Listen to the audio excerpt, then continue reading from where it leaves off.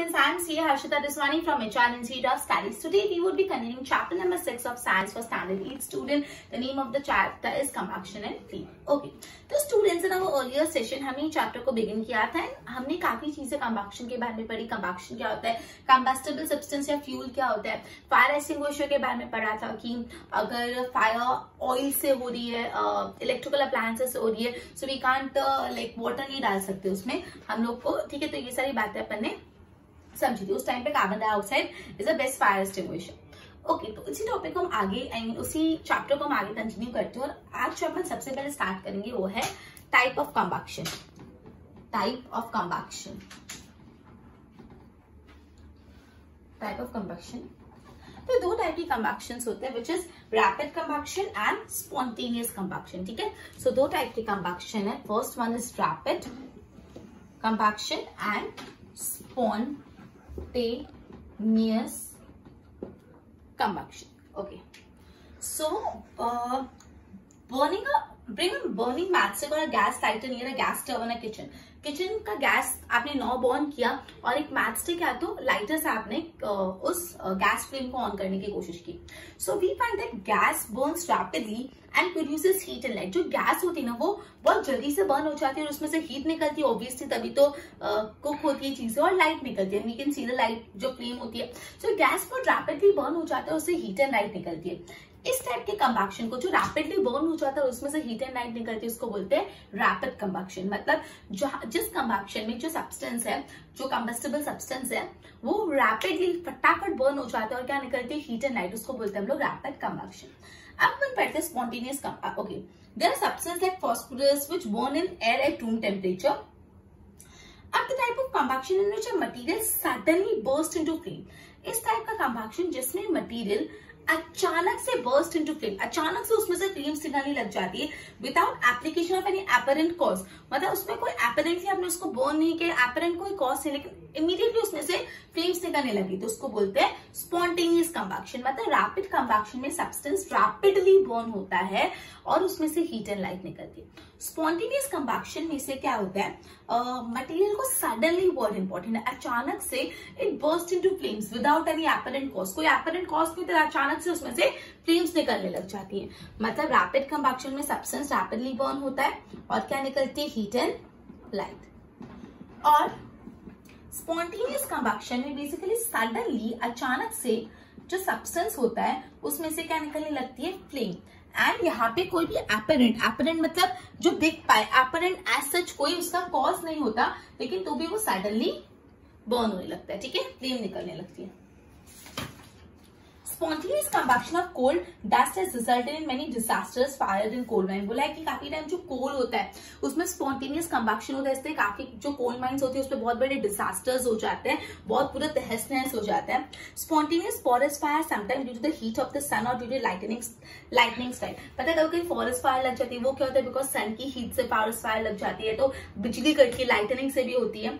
However, most forest fire are due to carelessness of human being. It is more important to remember that campfire must be completely extinguished before leaving the forest for picnic. लेकिन mostly जो forest fire होती है वो human being के carelessness attitude के कारण होती है। अगर लोग कैंप फायर करने जाते हैं फॉरेस्ट में, तो निकलने से पहले पूरी कैंप फायर को बुझाना चाहिए, फिर ही जाना चाहिए। अगर बुझी भी नहीं रही तो एक दिन की चिंगारी से भी पूरे जंगल में आग लग सकती है। So we should be very careful. Camp fire करने के time it is really very important कि सारी आग को प्रॉपरली आप बुझाओ। Clear? Okay, we generally have fireworks on festival day. हमको पता है हम लोग दिवाली पे फटाखे जलाते हैं, फायरवर्क्स हम लोग फेस्टिवल्स पे फटाखे जलाते हैं, फायरवर्क्स होते हैं। When a crackle is ignited, a sudden reaction take place with the evolution of heat, light and sound. आपने क्रैकल को इग्नाइट किया, दैट इज आपने उसको जलाया, एक सडनली उसमें रिएक्शन होता है, उसमें हीट, लाइट और साउंड निकलती है। ऑब्वियसली हीट निकलता है, गर्माहट, लाइटनिंग होती है और आवाज आती है। Obviously A large amount of gas formed in the reaction is liberated। बहुत सारा धुआं निकलता है। आपने देखा होगा फटाखे चला रहे तो पूरा आजू बाजू सराउंडिंग धुएं धुएं वाला हो जाता है, तो बहुत लार्ज अमाउंट ऑफ क्या निकलती है, गैस लिबरेट होती है। और ऐसे रिएक्शन को बोलते हैं एक्सप्लोजन। क्या बोलते हैं, एक्सप्लोजन। जिस रिएक्शन में लार्ज अमाउंट ऑफ गैस निकलती है, क्या निकलती है, गैस। जिस रिएक्शन में लार्ज अमाउंट ऑफ गैस निकलती है उसको बोलते हैं explosion. Clear? Explosion can also take place if pressure is applied on the crackles. ठीक है, ओके, सो एक्सप्लोजन का कंसेप्ट अपन ने पढ़ा। एक्सप्लोरेशन क्या होता है? Such a reaction, okay, a large amount of gas is formed and reaction is liberated. तो मतलब जब large amount of gas is liberated, कोई भी रिएक्शन में जब large amount of gas liberate होती है तो उसको बोलते हैं अपन एक्सप्लोरेशन। क्लियर है? चलो अब अपन नेक्स्ट टॉपिक अपना पढ़ रहे हैं फ्लेम। नेक्स्ट टॉपिक क्या पढ़ रहे हैं? Flame. Observe LPG flame. Can you tell the colour of the flame? What is the colour of flame? Recall your experience. आपको पता है, मैंने आपको ये बताया था, I think we have done this in 7th standard, और शायद ये चैप्टर स्टार्ट होने पे मैंने आपको बताया मैग्नीशियम रिबन बर्न करने का एक्सपेरिमेंट, राइट? बताया था ना मैग्नीशियम रिबन बर्न करने का एक्सपेरिमेंट। तो चलो अपन जब मैग्नीशियम रिबन को बर्न करते तो कैसी फ्लेम निकलती है? डैज़लिंग व्हाइट कलर की फ्लेम निकलती है। चैप्टर बिगिन होने में मैंने आपको ये बताया। ओके देखो आपको फिगर 6.8 दिया है। Colour of candle flame and the flame of the kitchen in the kitchen stove. Candle की फ्लेम का येलोइश कलर होता है, किचन का जो स्टव का होता है उसमें ब्लूइश कलर का फ्लेम आती है। फिर 6.9 देखो, flame of kerosene lamp, candle and Bunsen burner, 3 का दिया हुआ है। केरोसिन लैम्प की फ्लेम का कलर, बंसन बर्नर का और कैंडल का अलग अलग फ्लेम दिया। सो रिकॉर्ड योर ऑब्जर्वेशन अलग अलग टाइप के फ्लेम का, ठीक है? कैंडल का, मैग्नीशियम रिबन बर्न होने का, कैम्फर बर्न होता है उसका, ठीक है? केरोसिन स्टव, चारकोल, कैम्फर, अपन जो कपूर की टिक्की जलाते हैं, ठीक है वो। Okay, structure of flame. अब यहाँ पे फ्लेम का स्ट्रक्चर बताया, just a minute. Okay, so activity 6.5 करते हैं। लाइट अ कैंडल, एक कैंडल लाइट करनी है। Hold a 6 to 5 centimeter long thin glass tube with a pair of tongs and introduce it's one and in the dark zone of the non flickering candle flame. मतलब आपको क्या लेना है? Glass की पतली सी tube लेनी है, उसको टोंग की मदद से पकड़ना है। मतलब सपोज एक कैंडल फ्लेम में ग्लास ट्यूब को टोंग से मदद से पकड़ के उसके फ्लेम में लेके जाना है उसको, ठीक है? Do you see flame caught at this end of the glass flame after a while? If so, what does that produce? Okay, the substance which vaporize during burning gives flame. मतलब जो substance burn होने के time vapours में convert हो जाता है, उस substance में से फ्लेम निकलती है। किस सब्सटेंस में से फ्लेम निकलती है? जो सब्सटेंस बर्न होने के टाइम क्या हो जाता है? वेपराइज हो जाता है। जो सब्सटेंस बर्न होने के टाइम वेपराइज हो जाता है, उस सब्सटेंस में से निकलती है flame. For example kerosene oil, molten wax rises through the wick and are vaporized. Charcoal होता है इधर does not vaporise and so does not produce flame. जो चारकोल होता है ना, जब चारकोल बर्न होता है तो कभी भी फ्लेम नहीं निकलती। चारकोल बर्निंग से फ्लेम नहीं निकलती, बिकॉज चारकोल बर्न होने के टाइम वेपराइज नहीं होता। चारकोल बर्न होने के टाइम क्या नहीं होता? वेपराइज नहीं होता, इसलिए चारकोल बर्न होने के टाइम फ्लेम नहीं निकलती। Clear? Okay, so when the candle flame is steady introduce a, okay हाँ देखो अपन को क्या करना है, कैंडल फ्लेम लेनी है। When a candle flame is ready, introduce a clean glass plate, slide into the luminous zone of the flame, hold it there with a pair of tongs for 10 minutes. What will happen? You will observe. A circular blackish ring is formed on the glass plate. मतलब candle burn करनी, ऊपर एक glass plate रख देनी है। आप उसके बाद ग्लास प्लेट हटाओगे तो ग्लास प्लेट के यहाँ पे एक ब्लैक कलर का सर्कल शेप में कुछ निशान बन जाएगा, ठीक है? It indicates the deposition of unburned carbon particles present in the luminous zone of flame. Okay, तो ये जब आपने कैंडल की फ्लेम के luminous zone को एक ग्लास प्लेट पे रखा तो उस पे ब्लैक कुछ सब्सटेंस इकट्ठा हो गया। ये क्या बताता है? Unburned carbon. जो अनबर्न्ड कार्बन है, particles are present in the luminous zone of flame। ये इंडिकेट करता है deposition of the unburned carbon particle present in the luminous zone of the flame। जो फ्लेम का luminous zone है, वहां पे कुछ अनबर्न्ड कार्बन पार्टिकल्स प्रेजेंट थे। Clear?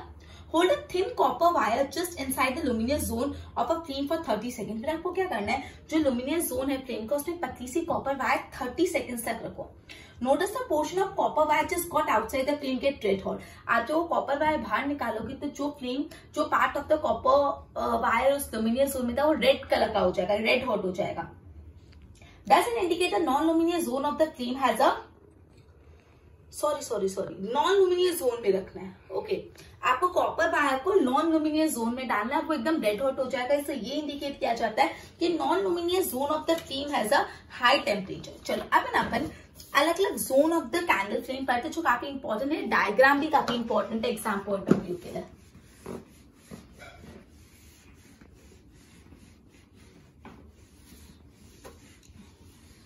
Okay, this is candle.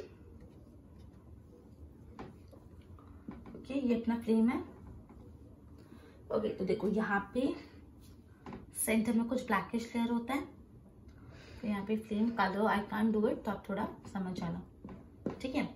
तो ये जो पार्ट होता है ना, इसको बोलते हैं अपन outermost part, outer zone of complete combustion. यहाँ पे कंप्लीट कंबक्शन होता है जो है outer zone of complete combustion. और ये कैसे कलर का होता है? ब्लू कलर का। ये जो आउटर मोस्ट पार्ट होता है, ये आउटर जोन होता है जहाँ पे पूरा कंबक्शन होता है, जो कौन से कलर का होता है? ब्लू कलर का होता है। ओके, और ये सबसे हॉटेस्ट पार्ट होता है। कौन सा पार्ट होता है? सबसे हॉटेस्ट पार्ट, सबसे गर्म पार्ट।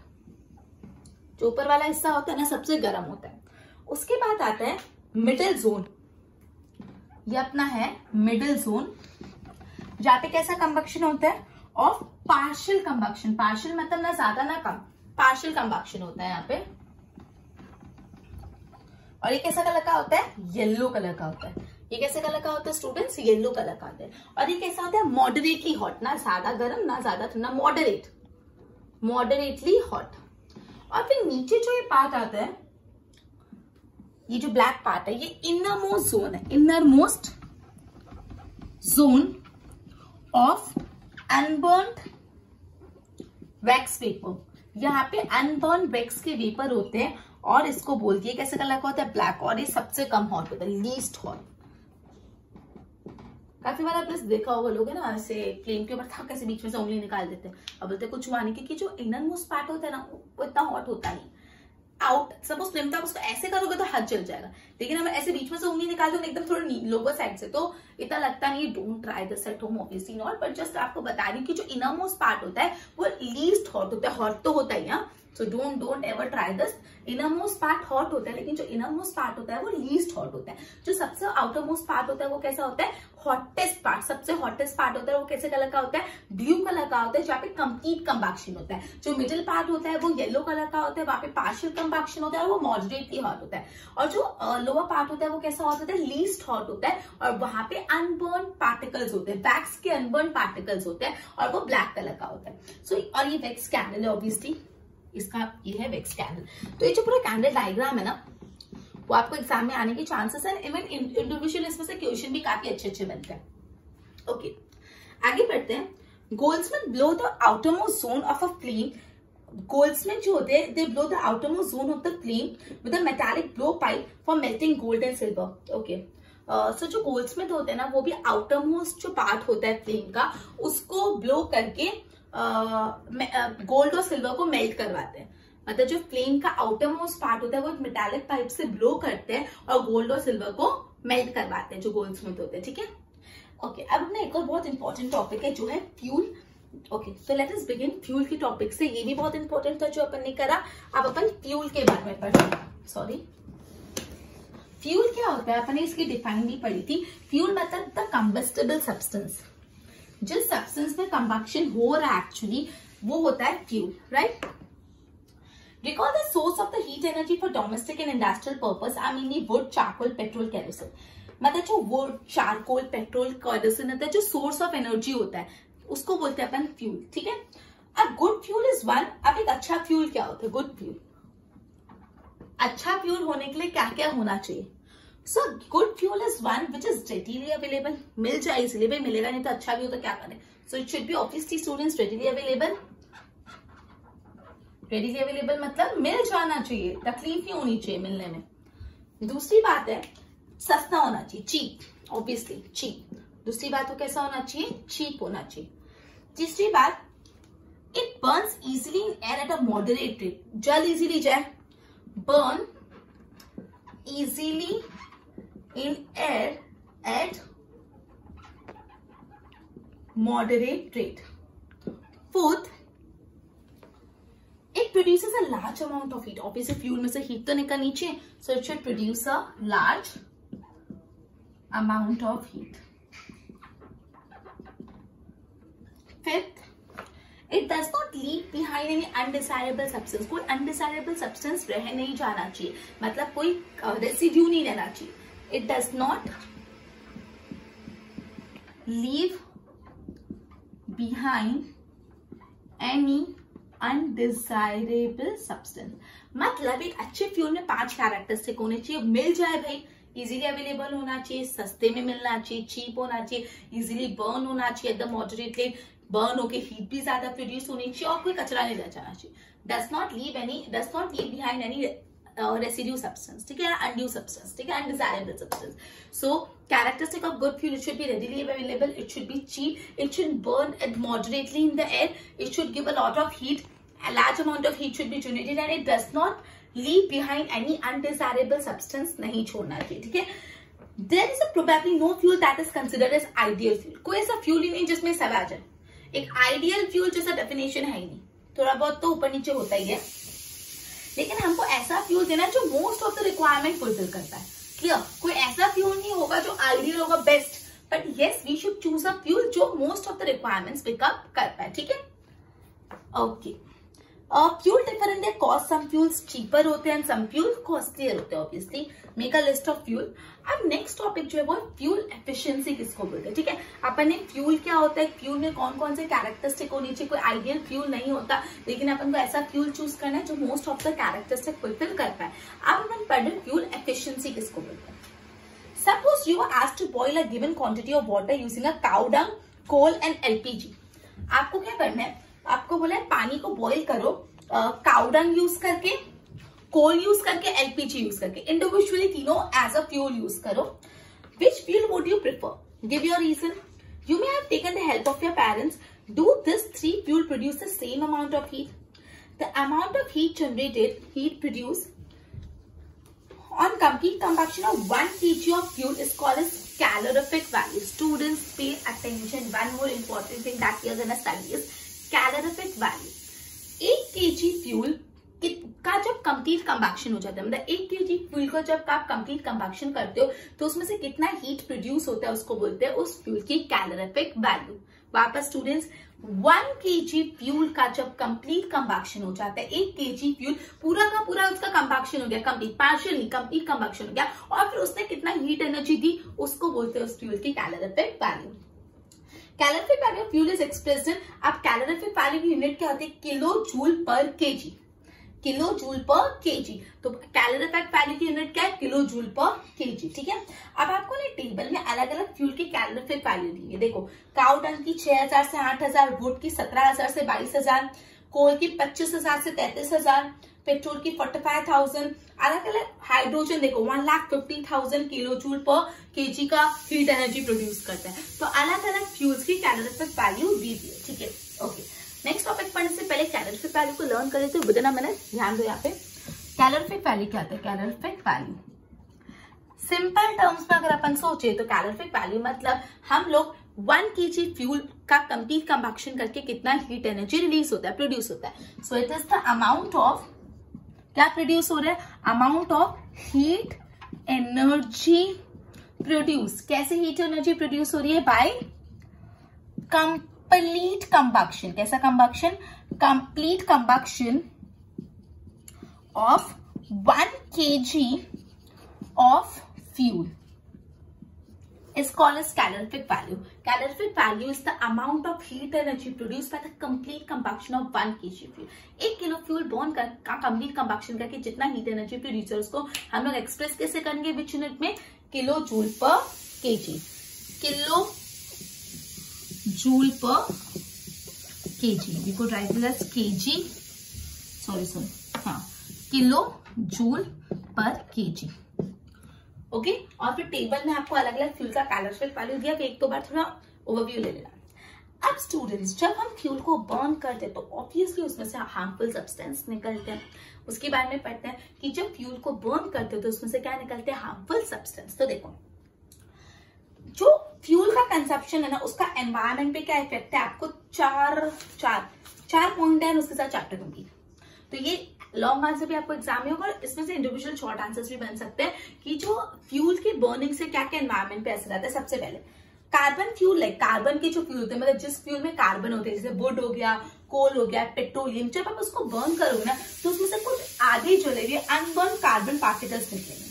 ये जो कार्बन पार्टिकल्स है वो एनवायरमेंट के लिए बहुत बड़े पॉल्यूटेंट है और उससे रेस्पिरेटरी प्रॉब्लम होती है, जैसे अस्थमा. ठीक है, मतलब जो कार्बन बेस्ड फ्यूल जैसे कोल हो गया, पेट्रोलियम हो गया, वुड, जब उसको बर्न करते हैं तो उसमें से अनबर्न आधे जले हुए कार्बन के पार्टिकल्स निकलते हैं और वो कार्बन पार्टिकल्स एक बहुत मेजर सोर्स ऑफ पॉल्यूटेंट है और उससे रेस्पिरेटरी डिजीज होती है जैसे अस्थमा। First clear? इसका येलो बॉक्स भी देख सकते हैं। देखो डिफॉरेस्टेशन का कंसेप्ट बताया, डिफॉरेस्टेशन से कार्बन का कंटेंट बढ़ता जा रहा है वो बताया। Second, incomplete combustion of these fuel give carbon monoxide gas, मतलब जब आपका फ्यूल अच्छे से बर्न नहीं होता, उसका प्रॉपर कंबक्शन नहीं होता तो उसमें से गैस निकलती है जो कार्बन मोनोऑक्साइड है। It is dangerous to burn coal in a closed room, बोला कि आप कोल को कभी भी एक बंद रूम में मत बर्न करो। क्यों? क्योंकि उसमें से कौन सी गैस निकलेगी? कार्बन मोनोऑक्साइड गैस निकलेगी और इतनी हार्मफुल होती है कि उस रूम में अगर कोई इंसान सो रहा है तो डायरेक्ट उसको मतलब that gas can kill a person. मतलब अगर कोल को एक क्लोज रूम में बंद कर रहे हो तो वो उसका अगर कंप्लीट कंबक्शन नहीं हो रहा तो ऑब्वियसली उसमें से कार्बन मोनोऑक्साइड गैस निकलेगी और उसके इनहेल करने से कोई इंसान की डेथ भी हो सकती है। इतना डेंजरस होता है। सो यहाँ पे बोला जब ये जो कार्बन फ्यूल्स बर्न होते हैं तो उसमें कौन सी गैस निकलती है? कार्बन मोनोऑक्साइड, और वो इतना डेंजरस होती है दैट अगर एक रूम में आपने कोल बर्न किया तो वो गैस किसी को मार भी सकती है। ठीक है। That is why we are advised never to sleep in a room with burning or smoldering coal fire in it. ठीक है। Third, combustion of most fuel releases carbon dioxide in the environment. Mostly जितने भी fuel है ना, जब आप उसको combustion करोगे उसका तो उसमें से कार्बन डाइऑक्साइड गैस निकलती है और अपन सबको पता है कि कार्बन डाइऑक्साइड का जब कॉन्सेंट्रेशन इंक्रीज होता है तो क्या होता है? ग्लोबल वार्मिंग, है ना। कार्बन डाइऑक्साइड बढ़ता जाता है तो उससे कार्बन डाइऑक्साइड बढ़ रहा है, अर्थ का टेम्परेचर बढ़ रहा है और उससे क्या होता है? Global warming. तो बोला है मोस्टली जितनी भी फ्यूल बर्न करते हो ना तो उसमें से कार्बन डाइऑक्साइड निकलता है और ये कार्बन डाइऑक्साइड बढ़ने से क्या होता है? ग्लोबल वार्मिंग होती है। ठीक है। Fourth point, burning of coal and diesel releases sulphur dioxide gas. जब आप कोल और डीजल को बर्न करते हो तो कौन सी गैस निकलती है? Sulphur dioxide gas. ये एक्सट्रीमली सफोकेटिंग है और कोरोसिव नेचर की होती है। Moreover, petrol engine give off gases oxide of nitrogen, मतलब जो पेट्रोल के इंजन होते हैं उसमें से गैसेस नाइट्रोजन डाइऑक्साइड निकलती है, सल्फर ऑक्साइड्स निकलते हैं और ये सब पानी में डिसॉल्व हो जाते हैं और क्या बनता है? Acid rain. मतलब ये जो ऑक्साइड्स ऑफ नाइट्रोजन, सल्फर जो एज अ पॉल्यूटेंट जब हम बर्न करते हैं तब निकलते हैं, ये ऑक्साइड रेन वाटर के साथ मिक्स हो जाते हैं और रेन वाटर को करते हैं एसिडिक और उससे जो बारिश आती है उसको क्या बोलते हैं अपन? Acid rain. It is very harmful. Acid rain building के लिए, सॉइल के लिए, क्रॉप के लिए, सबके लिए बहुत ज्यादा हार्मफुल है। ठीक है। The use of petrol and diesel as fuel in automobile, अभी ऑब्वियसली पेट्रोल डीजल के बदले सीएनजी यूज होने लगे। सीएनजी मतलब compressed natural gas, because CNG से कम हार्मफुल प्रोडक्ट निकलते हैं और सीएनजी को इसलिए क्या बोला जाए? Cleaner fuel. कैसा फ्यूल बोला गया? Cleaner fuel. ठीक है।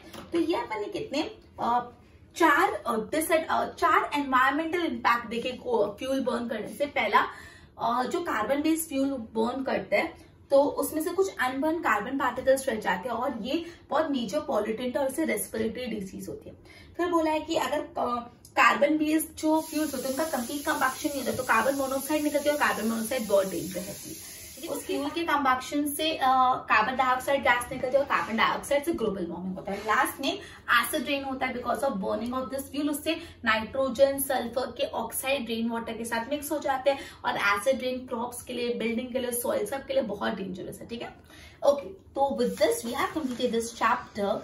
तो अपन ने आज काफी इंपॉर्टेंट टॉपिक कवर किए जिसमें अपन ने पढ़ा किस टाइप के कंबक्शन होते हैं, ये बहुत इंपॉर्टेंट पढ़ा, रैपिड कंबक्शन, स्पॉन्टेनियस कंबक्शन, फिर एक्सप्लोजन क्या होता है, फ्लेम्स के बारे में थोड़ा बहुत समझा। फ्लेम में सबसे इंपॉर्टेंट अपन ने जो पूरा कैंडल में सबसे हाई मतलब टेम्परेचर जोन कौन सा होता है, मिडिल और वो सब पढ़ा, पूरा कैंडल का स्ट्रक्चर पढ़ा।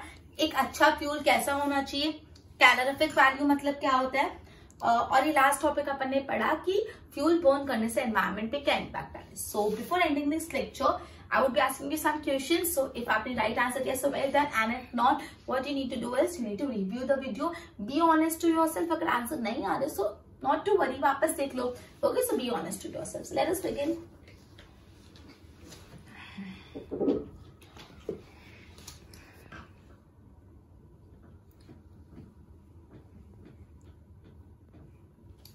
Increased percentage of carbon dioxide in the air has been linked to dash. Increased percentage of carbon dioxide in the air has been linked to dash, and your time ends in 3, 2, 1, and the answer is global warming. Carbon dioxide बढ़ेगा तो क्या होगा? Global warming. Good. Okay, next. How many zones are there of flame? How many zones are there in flame? And your time ends in 3, 2, 1. 3. There are 3 zones in flame. For your information, it is dark zone, luminous zone और non-luminous zone. ठीक है, ये आपके what you have learned में point है. 3 flame होते हैं, dark zone, luminous zone और नॉन लुमिनियस जोन. ठीक है. ओके.